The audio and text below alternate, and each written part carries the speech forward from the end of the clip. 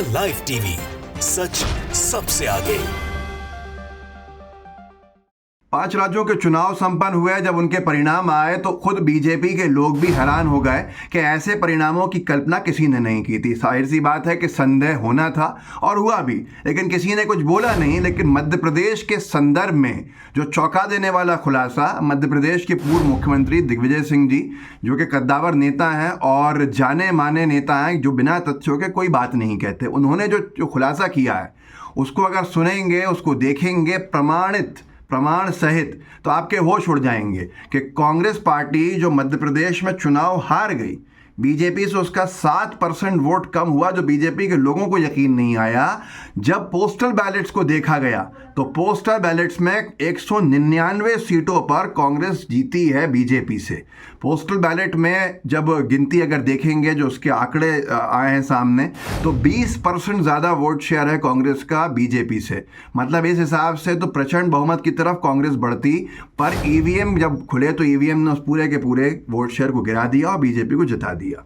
अब ये जो खुलासा है, मैं आपको दिग्विजय सिंह जी ने जो तथ्य रखे हैं वो बताऊंगा। उससे पहले ये देख लीजिए, सुन लीजिए जो एक ने लिखा है कि मध्य प्रदेश में पोस्टल बैलेट की काउंटिंग में कांग्रेस को 190 प्लस सीट मिल रही थी, लेकिन जैसे ही ईवीएम के वोट की काउंटिंग शुरू हुई तो बीजेपी ने बढ़त बनाना शुरू कर दिया। मैं पहले आपको पोस्टल बैलेट भी समझा देता हूँ। असल में जो होता है वोटिंग, वो 2 दिन पहले अधिकारी, कर्मचारी और सीनियर सिटीजन जो वर्ग है इनके लिए हो जाती है, जो अपनी अपनी चुनावी ड्यूटीज़ में अलग अलग जगह चले जाते हैं, अपने विधानसभा क्षेत्र में नहीं होते हैं, और उनका वोट पहले डलवा लिया जाता है ट्रेडिशनल सिस्टम से, जो बैलेट का सिस्टम है। बैलेट के ऊपर सील लगाई जाती है और उसको पोस्टल बैलेट कहा जाता है। जब उसको पैक कर दिया जाता है, सील पैक, और मतगणना के दिनों से खोला जाता है। पहले वो पोस्टल बैलेट्स खुलते हैं, हर विधानसभा में 1000 से 1500 के आसपास वोट्स होते हैं, उनको गिना जाता है और उनके आंकड़े भी जारी किए जाते हैं। तो वो आंकड़े जो थे उसमें कांग्रेस को बहुत बड़ी एज थी। अब यहाँ पर आगे लिखा है, कहीं इसका मतलब ये तो नहीं कि वोट डालने के बाद ईवीएम में कुछ खेल हुआ है।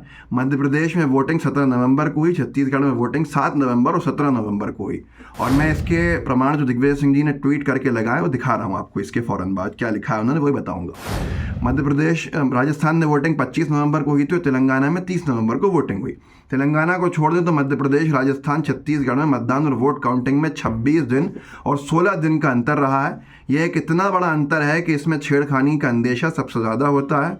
अब सबसे बड़ा सवाल यही है कि ईवीएम में कुछ गड़बड़ हुई है क्या? दिग्विजय सिंह जी ने जो प्रिंट आउट्स दिए हैं, जो फोटोज़ लगाए हैं, वो पोस्टल बैलेट्स के रिजल्ट्स के हैं। उन्होंने लिखा है ट्वीट में कि पोस्टल बैलेट्स के जरिए कांग्रेस को वोट देने वाले और हम पर भरोसा जताने वाले सभी मतदाताओं का धन्यवाद। तस्वीरों के आंकड़ों में एक प्रमाण है जो ये बताता है कि पोस्टल बैलेट के जरिए हमें यानी कांग्रेस को 199 सीटों पर बढ़त है, जबकि इनमें से अधिकांश सीटों पर ईवीएम काउंटिंग में हमें मतदाताओं का पूर्ण विश्वास न मिल सका। ये भी कहा जा सकता है कि जब तंत्र जीतता है तो जनता यानी लोग हार जाती है। हमें गर्व है कि हमारे ज़मीनी कार्यकर्ताओं ने जी जान से कांग्रेस के लिए काम किया और लोकतंत्र के प्रति अपने विश्वास को पुख्ता किया।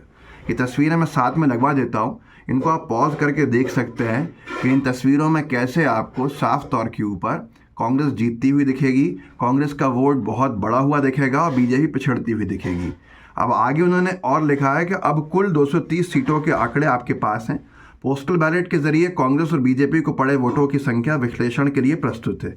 सोचने की बात यह है कि जब जनता वही है तो वोटिंग पैटर्न इतना कैसे बदल गया। आप खुद सोचिए कि ये इतना बड़ा अपने आप में सवाल है कि जो चौंका देने वाला है।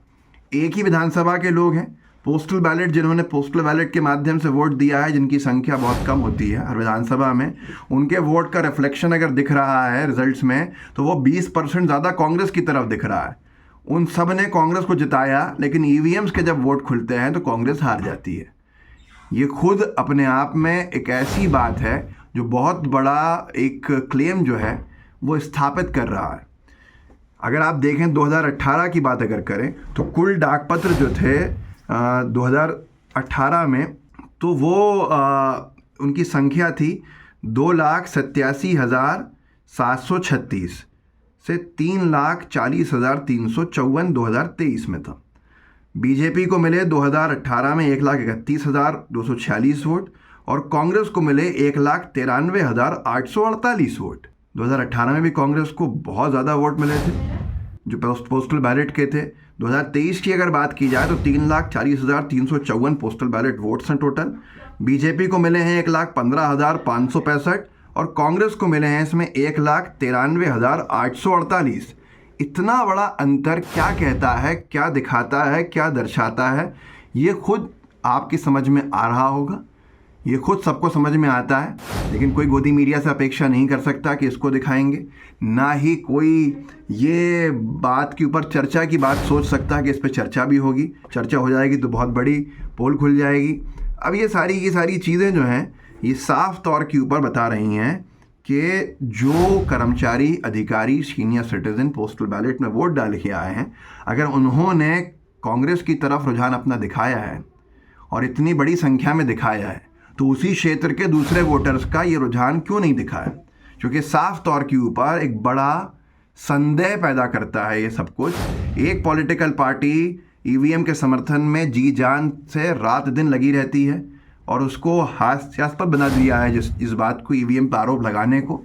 अगर ये कोई कहे कि भाई साहब ईवीएम, तो ईवीएम के आरोप मतलब आप हार रहे हो तो आरोप लग रहा है। जब कांग्रेस पार्टी जब पंजाब जीती तो उसने ईवीएम के ऊपर अपना स्टैंड वही रखा कि भाई ईवीएम से चुनाव जो है वो पारदर्शिता के साथ नहीं हो रहा है और ईवीएम पे हमारा संदेह अभी भी है। मध्य प्रदेश, छत्तीसगढ़, राजस्थान जीतने के बाद 2018 में यही स्टैंड था कांग्रेस का। कांग्रेस का स्टैंड हर चुनाव जीतने पर भी यही रहता है। लेकिन भारतीय जनता पार्टी को क्यों आपत्ति होती है और चुनाव आयोग इसके ऊपर कोई संज्ञान लेकर कार्रवाई क्यों नहीं करता, ये बड़ा सवाल है। अब हैकाथॉन जो हुआ वो किस तरह का हुआ था, वो सारी चीज़ें आपके सामने हैं। कांग्रेस का वोट शेयर अगर देखेंगे आप, 5 राज्यों के चुनाव मिला लीजिए तो वो हर जगह के ऊपर बहुत क्लोज है बीजेपी से। अगर छत्तीसगढ़ में देखें तो बीजेपी को 46% वोट शेयर मिला है तो कांग्रेस को 42.5% मिला है। मध्य प्रदेश में 48% बीजेपी को वोट शेयर मिला है तो कांग्रेस को 40% से अधिक मिला है, 40.5%। राजस्थान में बीजेपी को 41.70% मिला है तो कांग्रेस को लगभग 40% मिला है। इतना अच्छा खासा हिंदी पट्टी में वोट शेयर कांग्रेस के पास है। कन्वर्जन कैसे होगा, कैसे नहीं होगा, ये अपने आप में एक बड़ा सवाल है। अच्छी बात ये भी है, जो जयराम रमेश जी का मैं पढ़ रहा था, उन्होंने बहुत अच्छा लिखा कि 2003 में ये 5 राज्य कांग्रेस हारी थी और 2004 में सरकार जो है कांग्रेस ने बनाई थी। तो ये लोकसभा में, देश में, तो ऐसा नहीं है कि अगर आप बीजेपी को जीतता हुआ देख रहा है, वो किन हिसाब किताब से जीतता हुआ देख रहा है वो भी आपके सामने है। ज़रूरी नहीं है कि लोकसभा में यही दोहराया जाए। और क्या ईवीएम पर कोई चर्चा करेगा? क्या ईवीएम की जो संदेह हैं, जो डाउट्स हैं, उन्हें क्लियर करने के लिए चुनाव आयोग कोई बड़ा फैसला ले सकता है या क्या किया जाए, खुद आप सोचिए और कमेंट बॉक्स में मुझे बताइएगा कि इसका कोई उपाय आपके जहन में भी है क्या। इस वीडियो को अपने व्हाट्सएप ग्रुप में शेयर ज़रूर कीजिएगा। जय हिंद, जय भारत। द लाइव टीवी, सच सबसे आगे।